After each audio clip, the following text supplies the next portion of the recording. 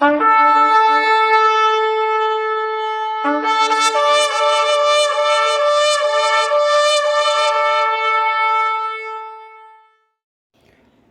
இயேசு கிறிஸ்துவின் நாமம் மகிமைப்படுவதாக. இந்த நாளிலும் இந்த செய்தியை கேட்டுக்கொண்டிருக்கிற நீங்கள் உங்கள் வாழ்க்கையில் சமாதானமாய் வாழ்ந்து கொண்டிருக்கிறீர்களா? உங்கள் வாழ்க்கையில் பரிபூர்ண சமாதானத்தை அனுபவித்து கொண்டிருக்கிறீர்களா? உங்கள் குடும்பத்தில் அந்த சமாதானம் காணப்படுகிறதா? எத்தனை பேர் இனி வரப்போகும் நாட்களில் நான் முழுமையான சமாதானத்தை பெற்று வாழ வேண்டும் என்ற ஒரு நம்பிக்கையோடு இருக்கிறீர்கள்? அந்த நம்பிக்கையோடு இந்த செய்தியை கேளுங்கள். நிச்சயமாகவே உங்கள் வாழ்க்கையில் இனி வரப்போகும் நாட்களில் ஒரு பெரிய சமாதானத்தை காணப்போகிறீர்கள், சமாதானத்தை அனுபவிக்கப் போகிறீர்கள். இந்த நாளில் கூட பாருங்கள், ஜாதிகளுக்குள்ளே சமாதானம் இல்லை, தேசங்களுக்குள்ளே சமாதானம் இல்லை, தேச தலைவர்களுக்குள்ளே சமாதானம் இல்லை, அரசியலில் இருப்பவர்கள் மத்தியில் சமாதானம் இல்லை, பூமியில் சமாதானம் இல்லை, குடும்பத்தில் சமாதானம் இல்லை. ஒட்டுமொத்தமாக பூமியில் சமாதானத்தை தேடி மனிதர்கள் அலைந்து கொண்டிருக்கிறார்கள். வாழ்க்கையில் பணம் ஒரு புறம் இருக்கிறது, நல்ல ஒரு அந்தஸ்து, ஆஸ்திகள் ஒரு புறம், அதிகாரங்கள். ஆனால் ஏதோ ஒரு சூழ்நிலையில் சமாதானம் இல்லாதபடி குடும்பம் காணப்படுகிறது, தேசம் காணப்படுகிறது. ஆனால் இந்த நாளில் ஆண்டவராகிய இயேசுவானவர் உங்களை பார்த்து சொல்லுகிற ஒரு வார்த்தை, இனி சமாதானம்தான், இனி சஞ்சலமும் தவிப்பும் இல்லை, இனி சமாதானம்தான். வேதம் சொல்லுகிறது 2 தெசலோனிக்கேயர் 3:16 சமாதானத்தின் கர்த்தர் தாமே எப்பொழுதும் சகல விதத்திலும் உங்களுக்கு சமாதானத்தை தந்தருளுவாராக, கர்த்தர் உங்களோடு கூட இருப்பாராக. பாருங்கள், ஆண்டவர் ஒரு வார்த்தை இந்த நாளில் உங்களை பார்த்து சொல்லுகிறார், சகல விதத்திலும் உங்களுக்கு ஒரு சமாதானம் உண்டாகும். எப்பொழுதென்றால் அவர் கூட இருக்கும் பொழுது. நாம் அவரோடு இருக்க வேண்டும், அவர் நம்மோடு இருக்க வேண்டும். வாழ்க்கையில் சமாதானம் மிக முக்கியமான ஒரு காரியம். நாம் சமாதானமாக இருக்கிறோமா? சபை சமாதானமாக இருக்க வேண்டும் என்றால் அது இயேசுவுக்குள் சபை இருக்க வேண்டும், சபையோடு ஆண்டவராகிய இயேசுவானவர் இருக்க வேண்டும். வேதம் சொல்லுகிறபடி ஆண்டவராகிய இயேசுவின் பிள்ளைகள் சமாதானமாக இருக்கும்படி அழைக்கப்பட்டவர்கள். இந்த செய்தியை கூர்ந்து கவனியுங்கள். ஒரு சில காரியங்களை நான் உங்கள் மத்தியில் சொல்லப் போகிறேன். 7 காரியங்களை உங்கள் மத்தியில் சொல்லப் போகிறேன். சமாதானம். இந்த சமாதானம் உங்களை ஆளுகை செய்யும் பொழுது, ஆண்டவராக இயேசுவானவர் கொடுக்கிற சமாதானத்தை நீங்கள் அனுபவிக்கும் பொழுது, இந்த 7 விதமான சமாதானத்தை நான் என் வாழ்க்கையில் காணப்போகிறேன், என் வாழ்க்கையில் இப்படிப்பட்ட சமாதானத்தை அனுபவிக்கப் போகிறேன் என்ற ஒரு விசுவாசத்தோடு இந்த செய்தியை கேளுங்கள். நிச்சயமாகவே உங்கள் வாழ்க்கையிலும் உங்கள் குடும்பத்திலும் உங்களை சுற்றிலும் ஒரு பெரிய சமாதானம் காணப்படும். பாருங்கள், அப்போஸ்தலர் நடபடிகள் 9:31 அப்பொழுது யூதேயா, கலிலேயா, சமாரியா நாடுகளிலெங்கும் சபைகள் சமாதானம் பெற்று பக்தி விருத்தி அடைந்து கர்த்தருக்கு பயப்படுகிற பயத்தோடும் பரிசுத்த ஆவியின் ஆறுதலோடும் நடந்து பெருகின. அப்போ திருச்சபை வளரணும்னா சமாதானம் தேவை. சமாதானம் இருக்கும் இடத்துல ஒரு பெருக்கம் உண்டாகும். உங்கள் குடும்பத்தில் ஒரு சமாதானம் இருக்கும் பொழுது உங்கள் வாழ்க்கையில் ஒரு பெருக்கம் உண்டாகும். திருச்சபைக்குள்ளே நீங்கள் சமாதானமாக இருக்கும்போது சபை பெருகும். சபைக்குள்ளே சமாதானம் இல்லை அப்படின்னா சபை என்ன ஆகாது? பெருகாது. நீங்கள் தான் திருச்சபை. உங்கள் வாழ்க்கையில் ஒரு பெருக்கம் வேண்டும் என்றால் ஆண்டவராக இயேசுவானவர் கொடுக்கிற சமாதானத்திற்குள் இருக்க வேண்டும், உலக சமாதானம் அல்ல. உண்மையான சமாதானம் என்ன தெரியுமா? எப்போ முதல் சமாதானம் நம் வாழ்க்கையில் ஆரம்பிக்குதுன்னா, எரேமியா 33:6 சொல்லப்பட்டிருக்கிறது, இதோ நான் அவர்களுக்கு சௌக்கியமும் ஆரோக்கியமும் வரப்பண்ணி அவர்களை குணமாக்கி அவர்களுக்கு பரிபூர்ண சமாதானத்தையும் சத்தியத்தையும் வெளிப்படுத்துவேன். முதலாவது சௌக்கியமும் ஆரோக்கியமும் வரும். அதற்கு காரணம் சமாதானம். அவருடைய சமாதானத்தினால முதல்ல சௌக்கியமும் ஆரோக்கியமும் வரும். விசுவாசிங்க, என் வாழ்க்கையில் சௌக்கியமும் ஆரோக்கியமும் வரும். ஆரோக்கியம் இல்லாதவர்கள் இந்த செய்தியை கேட்டுக்கொண்டிருப்பீர்களானால், சௌக்கியம் இல்லாதவர்கள் இந்த செய்தியை கேட்டுக்கொண்டிருப்பீர்களானால் விசுவாசியுங்கள், அவர் ஒரு சமாதானத்தை எனக்காக வைத்திருக்கிறார். இயேசுவானுடைய சமாதானத்தினால எனக்கு சௌக்கியமும் ஆரோக்கியமும் வரும். என் குடும்பத்தில் சௌக்கியமும் இருக்கும், ஆரோக்கியமும் இருக்கும். இனி இதுவரை ஆரோக்கியம் இல்லாத ஒரு சூழ்நிலை, பலவீனமான ஒரு சூழ்நிலை, சௌக்கியம் இல்லாத ஒரு சூழ்நிலை. இந்த ஆரோக்கியம் என்பது சரீரத்தில் மட்டுமல்ல, பொருளாதார ரீதியான காரியத்திலும் ஒரு ஆரோக்கியம் உண்டாகும். உங்கள் சரீரத்திலும் ஒரு ஆரோக்கியம் உண்டாகும். அதற்கு காரணம் ஆண்டவராக இயேசுவானவர் உங்களுக்கு கொடுக்கிற சமாதானம். இப்போ விசுவாசிகளுக்கு இருக்க வேண்டிய சமாதானம் என்ன? நமக்குள்ள இந்த திருச்சபையில் எல்லோரும் ஆண்டவராக இயேசுவானவருடைய விசுவாசிகள் தான்.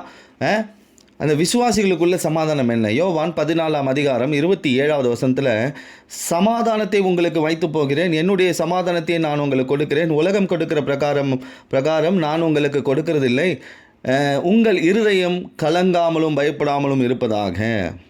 முதலாவது சமாதானம் இருக்கும் இடத்துல இனி வரப்போகும் நாட்கள்லாம் ஆரோக்கியமும் சௌக்கியமும் உண்டாகும். ரெண்டாவது, சமாதானம் இருக்கிற இடத்துல பயம் இருக்காது. இனி நீங்கள் உங்கள் இருதயம் கலங்கவும் பயப்படவும் வேண்டாம், ஏன்னா என்னுடைய சமாதானத்தை நான் கொடுத்துருக்கேன். எதை குறித்து கலங்கி கொண்டிருக்கிறீர்கள்? எதை குறித்து பயந்து கொண்டிருக்கிறீர்கள்? இனி பயப்படாதீங்க, கலங்காதீங்க, என்னுடைய சமாதானம் அங்கே இருக்குது. ஏன்னா வேதம் சொல்லுகிறபடி மீகா 5ஆம் அதிகாரம் 5ஆம் வசனத்தில் அவர் சமாதானக்காரர் என்று சொல்லப்பட்டிருக்கு. உங்கள் வாழ்க்கையில் இருக்கிற பயத்தையும் கலக்கத்தையும் நீக்கும்படி அவர் சமாதானக்காரராய் உங்கள் வாழ்க்கையில் வெளிப்படுவார். விசுவாசிங்க, இந்த இனி வரப்போகும் நாட்களில் என் வாழ்க்கையில் ஒரு பெரிய சமாதானம் இருக்க போது, அந்த சமாதானம் எனக்கு ஆரோக்கியத்தையும் சௌக்கியத்தையும் கொண்டு வரும். ரெண்டாவது, நான் எதை குறித்து கலங்கி கொண்டிருக்கிறேனோ பயந்து கொண்டிருக்கிறேனோ அந்த காரியம் மாறும். ஏனெனில் அவர் நமக்காக சமாதானத்தை உண்டு பண்ணும்படி ஆக்கினியை அவர் மேல் ஏற்றுக்கொண்டார் என்று ஏசாயா 53ஆம் அதிகாரம் 5ஆம் வசனத்தில் சொல்லப்பட்டிருக்கிறது. ஏனெனில் நாம் சமாதானமாக இருக்கும்படி அழைக்கப்பட்டவர்கள். ஆனால் ஒரு சிலரோட சமாதானமாக போயிடக்கூடாது. நம்ம எல்லாரோடையே சமாதானமாக போயிடணும் அப்படி இருக்க முடியாது. இன்றைக்கி நிறைய கிறிஸ்துவ மக்கள் உலகத்தில் இருக்கிறவங்க கூட என்ன பண்ணாங்க, எல்லாரோடையும் சமாதானமாக போகணும்னு சொல்கிறாங்க. ஆனால் ஒரு சிலரோட நாம் சமாதானமாக போக முடியாது. ஏன்னா வேதம் சொல்லுது, பைபிள் தான், வேதாகமம் தெளிவாக சொல்லுது, ஒரு சிலரோடு சமாதானமாய் நாம் போகவே கூடாது என்று. 2 ராஜாக்கள் 9ஆம் அதிகாரம் 22ஆம் வசனத்தில் யோராம் பாருங்கள், இங்கே ஒரு யோராம் என்னக்கூடிய ஒரு மனுஷன் யெஷு எனும் ராஜாவை பார்த்த உடனே சமாதானமா என்றான். ஒரு வார்த்தை கேட்குறான் பாருங்க, சமாதானமா என்ன. அதற்கு யெகூ உன் தாயாகிய யெசபேலின் வேசித்தனங்களும் அவளுடைய பில்லி சூனியங்களும் இத்தனை ஏராளமாக இருக்கையில் சமாதானம் ஏது என்றான். அப்போ இந்த இடத்துல சொல்லப்பட்டிருக்கிற ஒரு வார்த்தை, இந்த பில்லி சூனியம் பண்ணுகிறவர்கள் மத்தியில் சமாதானமாக போகக்கூடாது, இப்படிப்பட்டவர்களுடைய சமாதானமாக போகக்கூடாது. வேசித்தனம்னா ரெண்டகம் பண்ணுறவங்க, கலகம் பண்ணுறவங்க, குடும்பத்தில் இடரில் உண்டு பண்ணுறவங்க, சபையில் இடரில் உண்டு பண்ணுறவங்க, இவர்கள் தான் வேசித்தனம் தான் சரீர பிரகாரமாய் செய்கிற ஒரு காரியம் அல்ல. ஆவிக்குரிய ரீதியாய் வேசித்தனம் என்பது சபைக்கு துரோகம் செய்வது, சபை விசுவாசிகளுக்குள்ளே ஒரு கலக்கத்தை உண்டு பண்ணுவது, குடும்பத்திற்குள்ளே ஒரு கலக்கத்தை உண்டு பண்ணுவது, இதுதான் வேசித்தனம். அவங்க தான் ஆண்டவருக்கு உண்மையாக இல்லாதவர்கள் தான் இந்த இடத்துல இந்த வேசித்தனம் என்று சொல்லப்பட்டிருக்கிறது. இப்படிப்பட்டவர்களோடு நாம் சமாதானமாக போகக்கூடாது. பிசாசின் கிரியைகளில் கூட நம்ம சமாதானமாக போகவே முடியாது. அப்போ சமாதானத்தின் இயேசு நம்மோடு இருக்கும்போது பிசாசு எப்படிப்பட்ட கிரியைகளை கொண்டு வந்தாலும் அவர்களை மிதித்து போடுற வல்லமையை கர்த்தர் உங்களுக்கு கொடுப்பார். ஏன்னா இந்த யெகூ யெசபேலை மிதித்து கொன்றான் என்று சொல்லப்பட்டிருக்கிறது. அப்போ நமக்கு யாரோட சமாதானமாக போகக்கூடாது? இந்த இடரில் உண்டு பண்ணுகிறவர்கள் மற்றும் பில்லி சூனியக்காரர்கள், அவர்களோட ஐக்கியம் வைத்திருக்கிறவரோட சமாதானமாக போகவே கூடாது. ஏன்னா ரோமர் 16ஆம் அதிகாரம் 20ஆம் வசனத்தில் சொல்லப்பட்டிருக்கு, நீங்கள் காத்திருங்கள், உங்களுக்கு விரோதமாக எவனா பில்லி சூனியம் பண்ணுறான், ரெண்டகம் பண்ணுறான், குடும்பத்தில் இடரில் உண்டு பண்ணுறான்னா காத்திருங்கள், சமாதானத்தின் தேவன் சீக்கிரமாய் சாத்தானை உங்கள் கால்களின் கீழே நசுக்கி போடுவார் என்று சொல்லப்பட்டிருக்கு. அப்படிப்பட்டவர்களை உங்களை கொண்டு நசுக்கி போடுவார் ஆண்டவர். ஏனெனில் சமாதானத்தின் இயேசு என்னோடு இருக்கிறார். எனக்கு அவர் கொடுக்கிற சமாதானத்தினால் முதலாவது என்ன கிடைக்கப் போகிறது? என் குடும்பத்தில், என் பொருளாதார ரீதியான வாழ்க்கையில், என்னுடைய சரீரத்தில் ஒரு சௌக்கியமும் ஆரோக்கியமும் உண்டாகும். ரெண்டாவது, அவர் கொடுக்கிற சமாதானத்தினால் எனக்கு இனி பயம் கிடையாது, கலக்கம் கிடையாது, பிசாசின் கிரியைகளை நான் மிதித்து போடுவேன். இப்போ சமாதானத்தின் அனுபவம் என்ன? இப்போ சமாதானம், ஆண்டவர் கொடுக்கிற சமாதானம், இதுக்குள்ளே நம்மளுடைய அனுபவம் என்ன?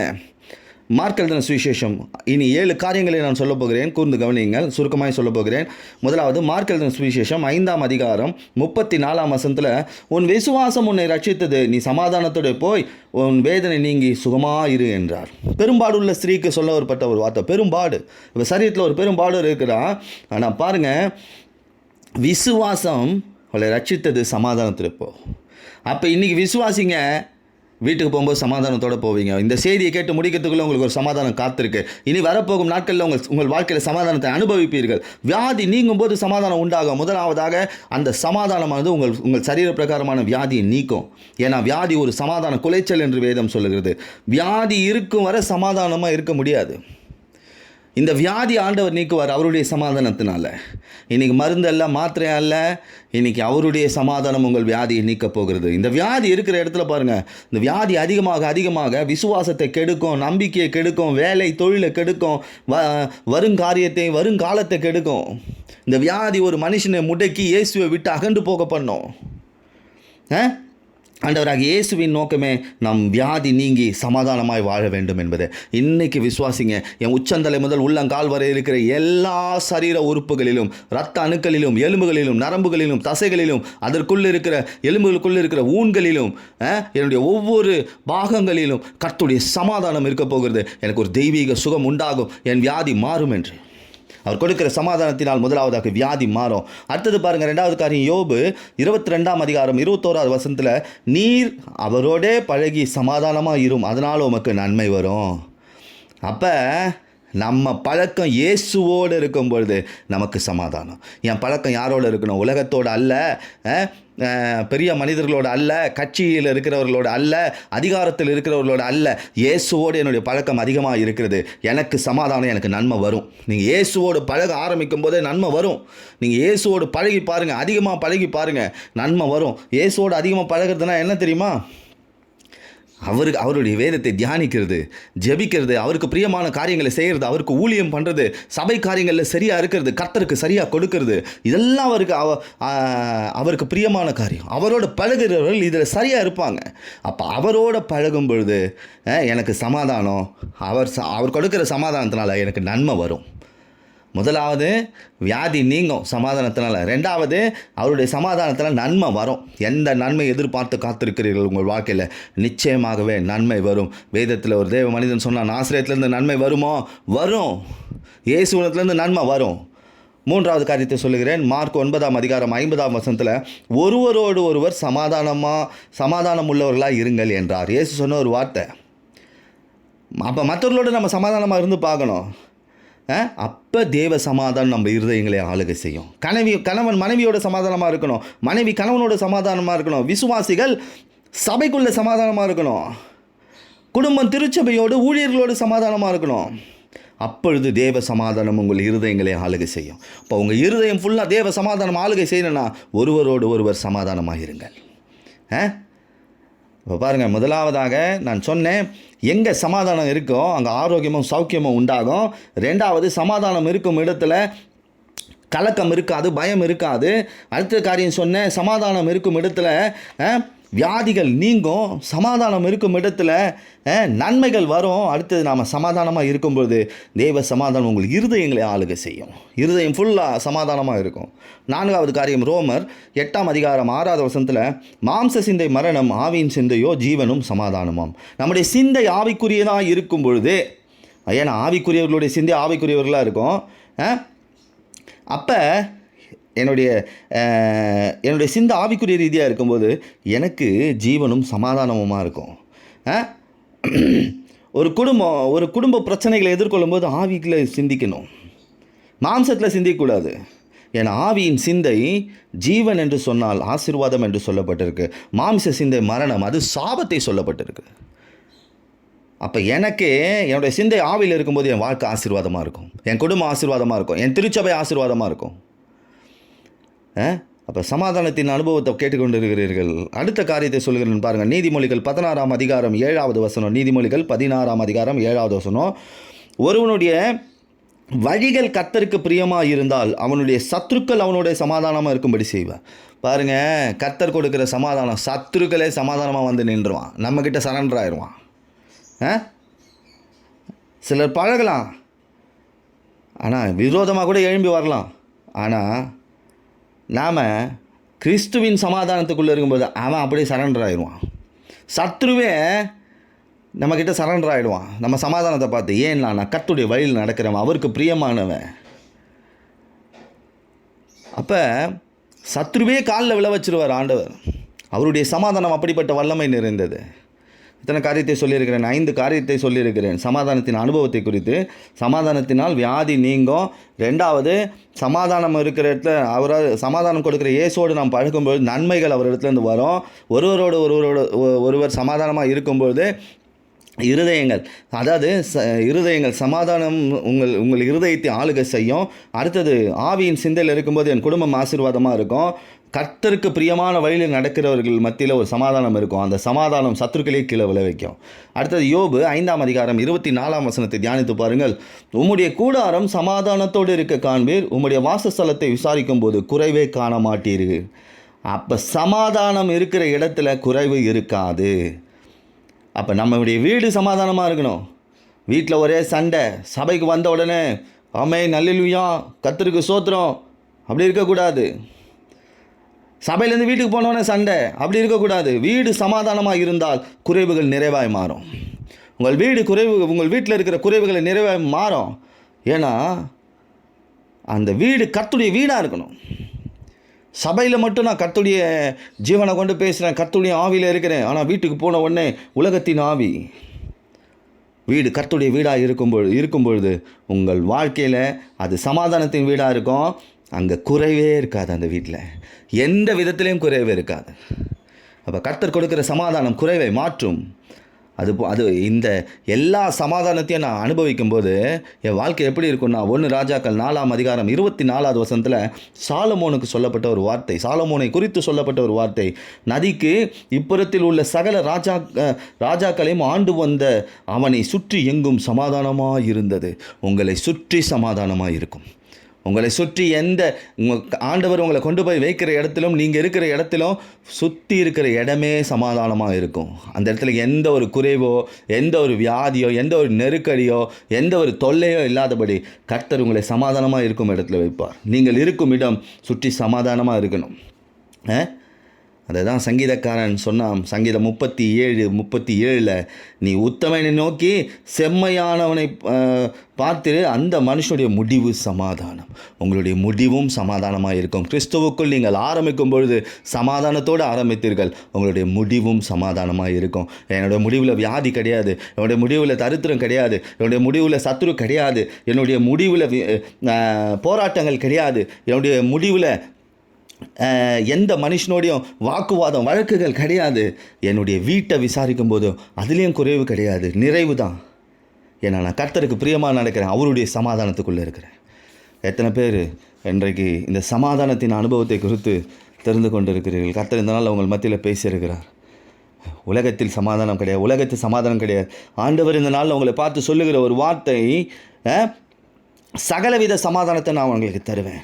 சகலவித சமாதானத்துக்குள்ளே என்ன இருக்கும்? முதலாவதாக என்னுடைய குடும்பத்தில் இருக்கிற எல்லா விதமான ஆரோக்கிய குறைவின்மையும் சௌக்கிய குறைவின்மையும் மாறும். ஆரோக்கியமும் சௌக்கியமும் உண்டாகும். அந்த இடத்துல சமாதானம் இருக்கும். ரெண்டாவது, சமாதானம் இருக்கிறதுல பயம் இருக்காது, கலக்கம் இருக்காது. சமாதானம் இருக்கும் இடத்துல என்ன இருக்கும்? ஒரு வியாதி நீங்கும், தெய்வீக சுகம் உண்டாகும். அதே போல் சமாதானம், இயேசுவோடு நம்ம பழகும்போது ஒரு சமாதானம், அந்த சமாதானம் எனக்கு நன்மையை கொண்டு வரும். ஒருவரோடு ஒருவர், நான் திருச்சபையிலும் என் வீட்டிலையும் சமாதானமாக இருக்கும்பொழுது என் இருதயத்தை தெய்வீக சமாதானம் ஆளுகை செய்யும்.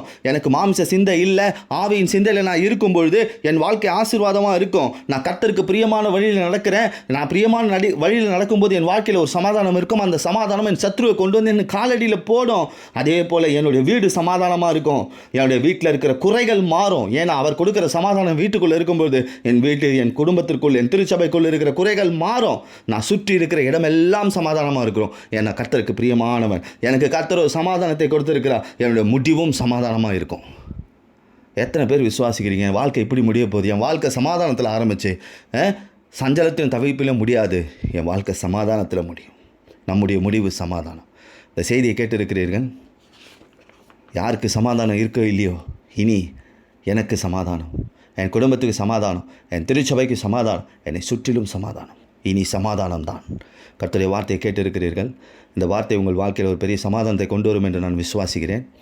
இந்த செய்தி உங்களுக்கு பிரயோஜனமாக இருக்கும் பட்சத்தில் இதை மற்றவர்களுக்கு பகிருங்கள். சமாதானத்தின் கர்த்தர் உங்களை சமாதானத்தை கொடுத்து ஆசீர்வதிப்பாராக. ஆமென்.